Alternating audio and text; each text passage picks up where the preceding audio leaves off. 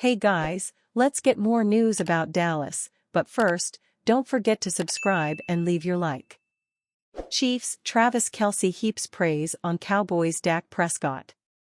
During his career with the Kansas City Chiefs, Travis Kelce has seen up and close a pretty good quarterback. Patrick Mahomes, after all, has helped him 3 Super Bowl rings. While the Dallas Cowboys' Dak Prescott doesn't have nearly the playoff success, he does have the respect and adulation of not only Kelce but also his brother, former Philadelphia Eagles All-Pro center Jason. Prescott, who is only 2-5 in the playoffs, last weekend signed a 4-year, $240 million contract to become the NFL's highest-paid player and first to make $60 million per season. But instead of jealousy or criticism, on their wildly popular New Heights podcast, the Kelce brothers threw their version of verbal bouquets at the feet of Prescott. "Can you have a better day?" Jason asked rhetorically. "Signed a multi-hundred-million-dollar contract in the morning and then go out that afternoon and win your first game of the season, that's a day. That's a fun experience. Well done, Dak." Travis, meanwhile, applauded. "He's such a good guy," said Travis, who spent time with Dak this offseason at his tight end university. "Couldn't be happier for him. Especially with all the speculation and the injury and having to prove himself all over again. Proved it last season and now he's the highest paid player in the league." Prescott finished second in the MVP voting to the Baltimore Ravens' Lamar Jackson last season after leading the league in completions and touchdowns. He threw for 179 yards and a touchdown in Dallas' season-opening blowout win over the Cleveland Browns. "I'm gonna upset some Eagles fans, but I like where Dak's at right now," Jason said. "You can see in his interviews how much more comfortable he is with being a leader in the NFL. The last 2 years it just appears he's more confident on the field and off the field. I'm digging his entire vibe." Cowboys draft bust given another NFL chance by AFC team in Week 2. The Dallas Cowboys are officially gearing up for Week 2 as practice for Sunday's contest gets underway. Considering how the team played in the opener, it appears the early returns on Dallas moves this offseason are positive, so the Cowboys aren't desperate to make a rash signing at the moment. There's several other teams who are, however, after falling in Week 1. And it turns out one ex-Cowboy has benefited as a result. "We have signed Ronnie Harrison Jr. and CB Kelvin Joseph to the practice squad. We have also released DE Titus Leo from the practice squad." On Wednesday, the Indianapolis Colts announced they signed 2 players to their practice squad, including cornerback Kelvin Joseph. His name should immediately ring a bell to Dallas fans, as he was once a second-round pick by the team in the 2021 draft. Unfortunately, Joseph never came close to living up to the lofty expectations of him. He managed to appear in just 10 games as a rookie, recording 0 interceptions, 2 passes defensed, and a fumble recovery fumble.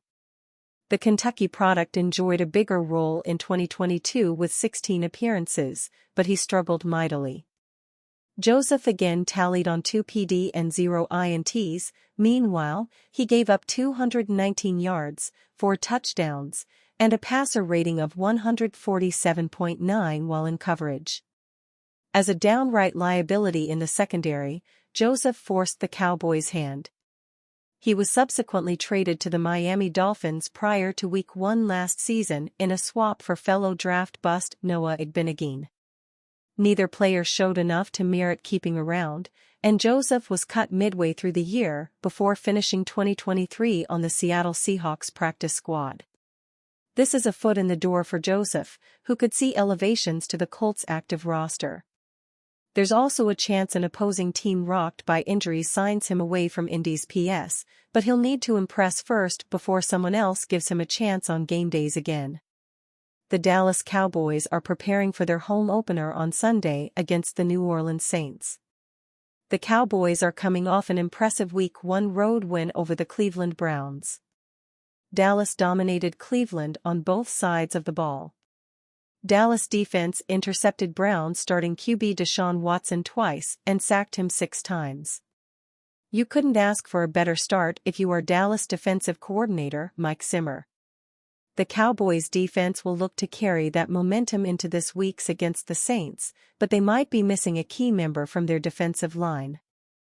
According to Calvin Watkins of the Dallas Morning News, rookie defensive end Marshawn Kneeland wasn't at Wednesday's practice.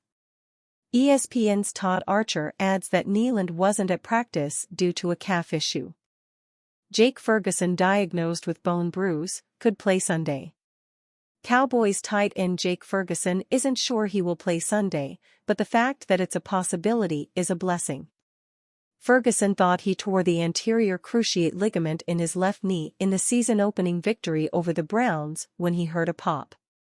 "I'm like a starfish," Ferguson said, via Todd Archer of ESPN. Ferguson was diagnosed with a grade 1 medial collateral ligament sprain. He said his pain level is a 0 and he will try to run Thursday. "Thankfully just a little bone bruise," Ferguson said, via John Machota of TheAthletic.com. The Cowboys hope he can play through it against the Saints.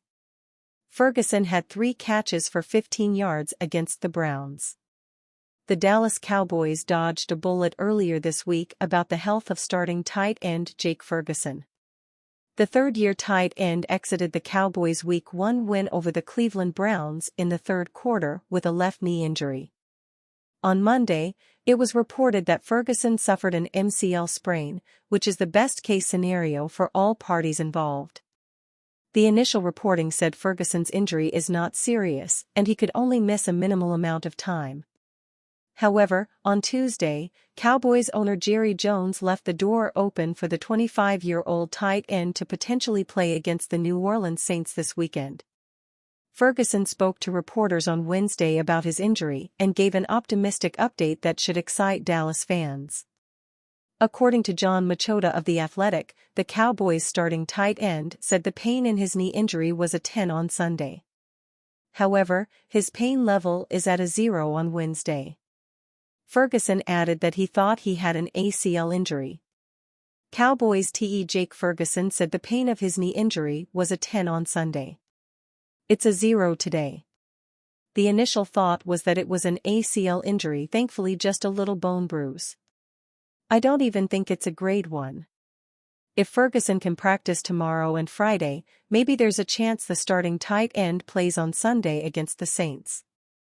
However, the Cowboys shouldn't like they need to rush back Ferguson, as this is a prime opportunity for second-year tight end Luke Schoonmaker to step up. Schoonmaker had a disappointing rookie campaign in 2023 as he only had 8 receptions, 15 targets, for 65 yards and 2 touchdowns. The former second-round pick didn't register a catch in Week 1 against the Browns, but still played 19 offensive and 13 special teams snaps. That said, Schoonmaker is a significant downgrade on paper from Ferguson. However, the heavily favored Cowboys, -298 on DraftKings Sportsbook, should still handle business with or without Ferguson. And you, fan? What do you think of the situation of Jake Ferguson? Leave your opinion in the comments.